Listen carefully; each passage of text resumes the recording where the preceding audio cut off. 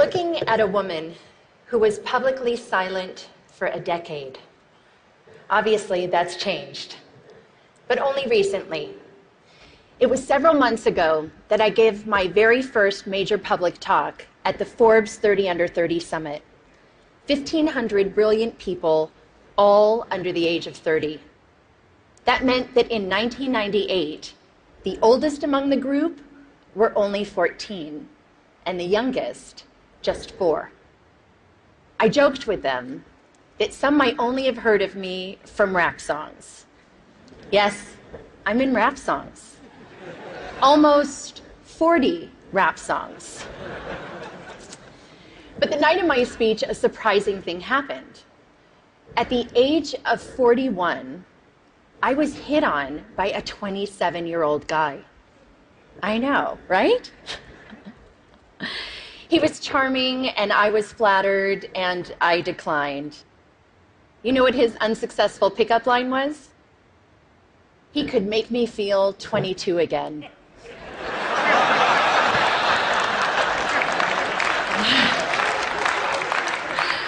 I realized later that night, I'm probably the only person over 40 who does not want to be 22 again.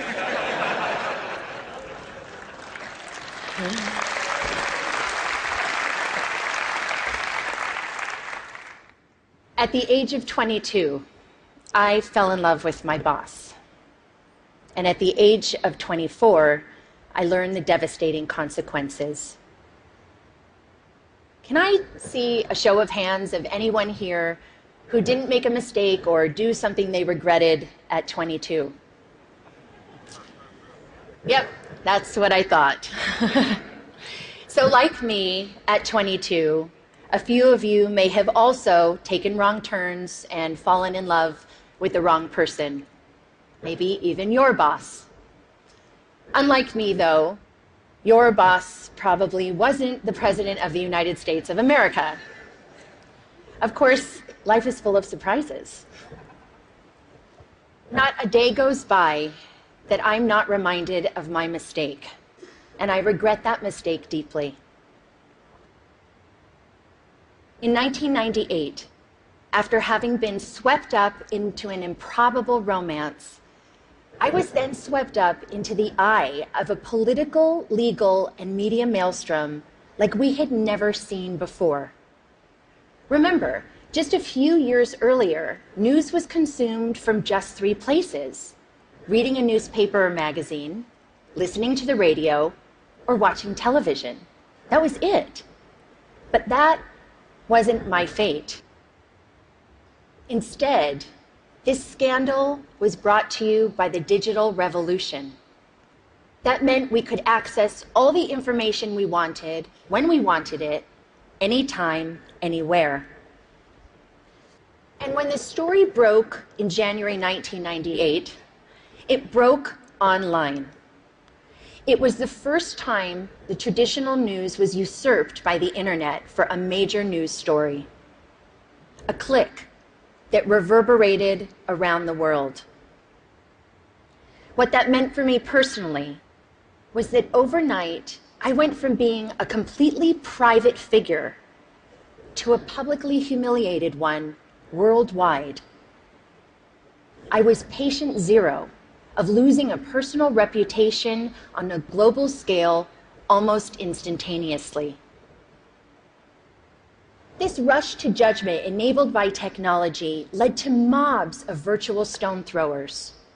Granted, it was before social media, but people could still comment online, email stories, and of course, email cruel jokes.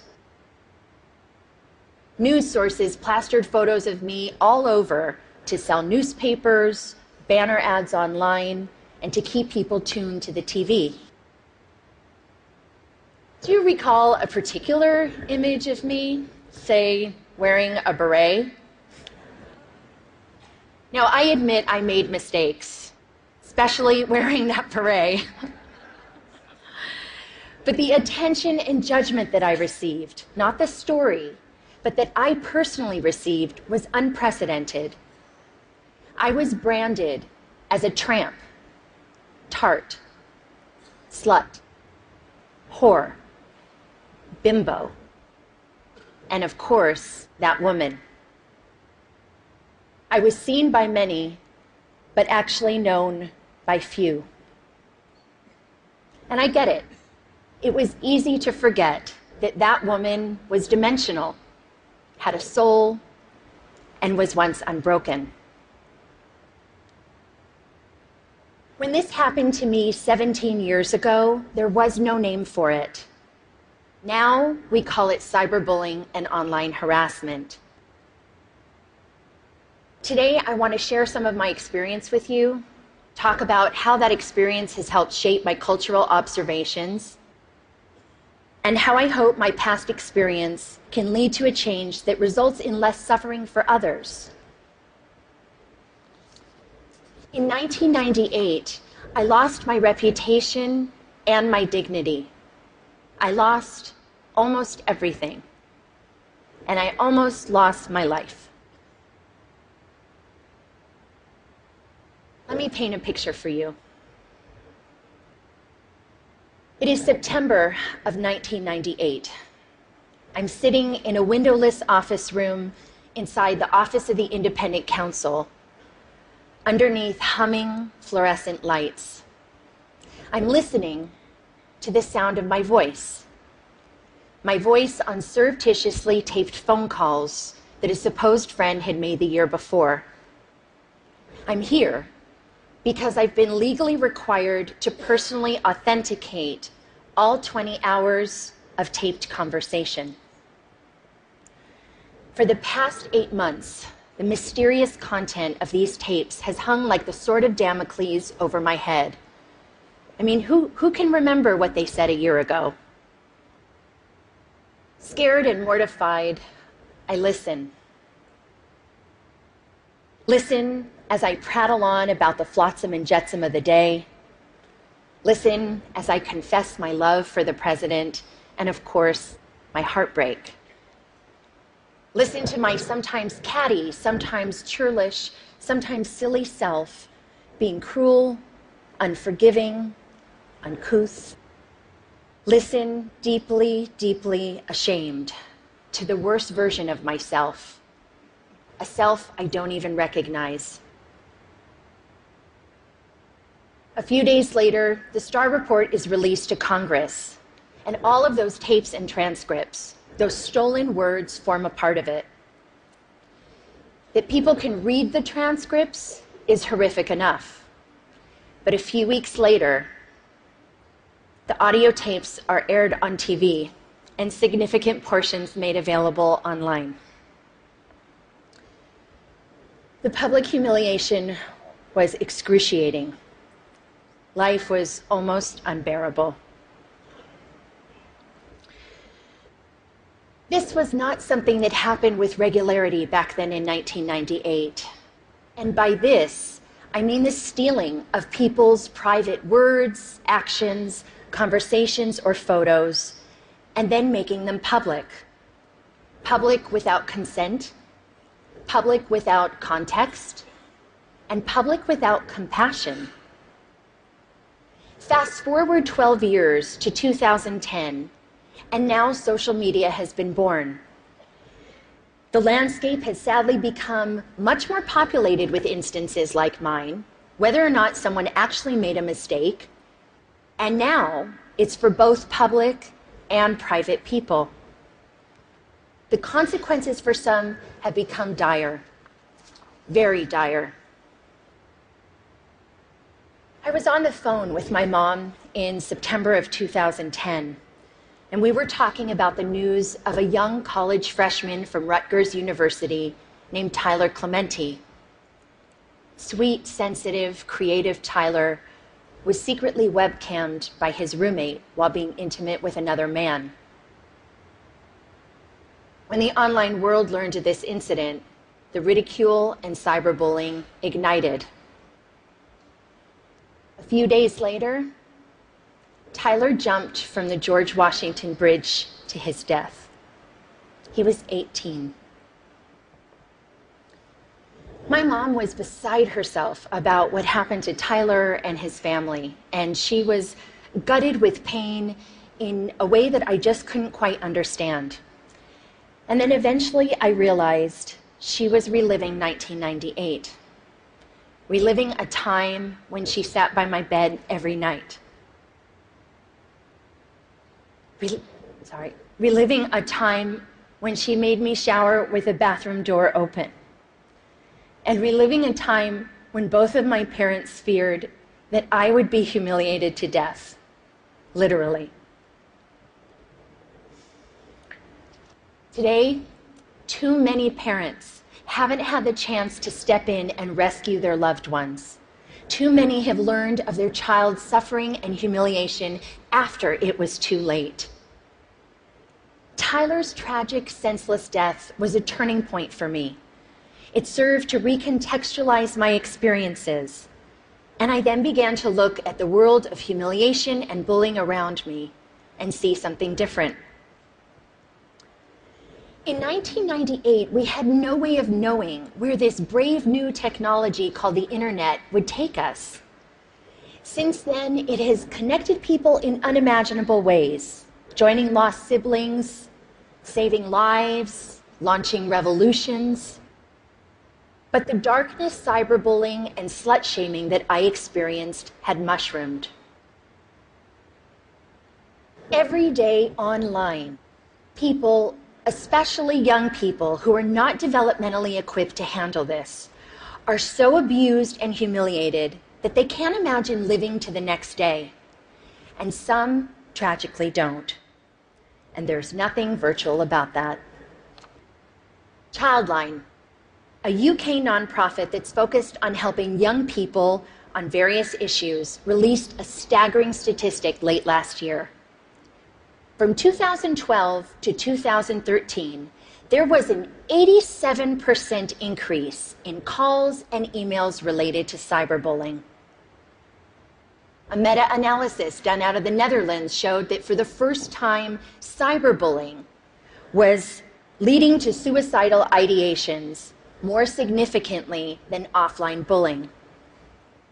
And you know what shocked me, although it shouldn't have, was other research last year that determined humiliation was a more intensely felt emotion than either happiness or even anger. Cruelty to others is nothing new. But online, technologically enhanced shaming is amplified, uncontained, and permanently accessible. The echo of embarrassment used to extend only as far as your family, village, school, or community. But now it's the online community too. Millions of people, often anonymously, can stab you with their words, and that's a lot of pain. And there are no perimeters around how many people can publicly observe you and put you in a public stockade. There is a very personal price to public humiliation, and the growth of the internet has jacked up that price. For nearly 2 decades now, we have slowly been sowing the seeds of shame and public humiliation in our cultural soil, both on and offline. Gossip websites, paparazzi, reality programming, politics, news outlets, and sometimes hackers all traffic in shame.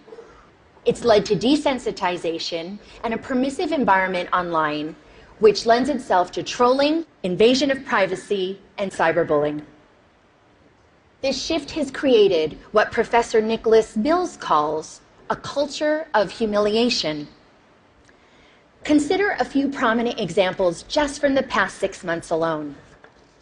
Snapchat, the service which is used mainly by younger generations and claims that its messages only have the lifespan of a few seconds. You can imagine the range of content that gets. A third-party app which Snapchatters use to preserve the lifespan of the messages was hacked, and 100,000 personal conversations, photos, and videos were leaked online to now have a lifespan of forever.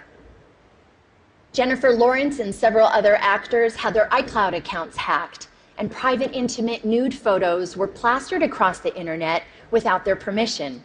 One gossip website had over 5 million hits for this one story. And what about the Sony Pictures cyber hacking? The documents which received the most attention were private emails that had maximum public embarrassment value. But in this culture of humiliation, there is another kind of price tag attached to public shaming.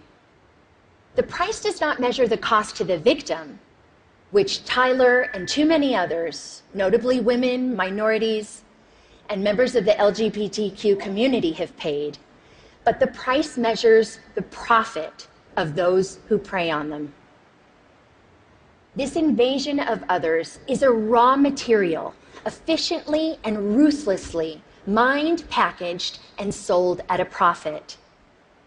A marketplace has emerged where public humiliation is a commodity and shame is an industry. How is the money made? Clicks. The more shame, the more clicks.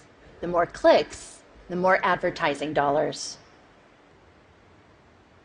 We're in a dangerous cycle. The more we click on this kind of gossip, the more numb we get to the human lives behind it. And the more numb we get, the more we click.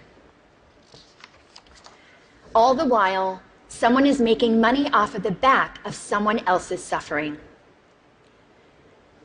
With every click, we make a choice.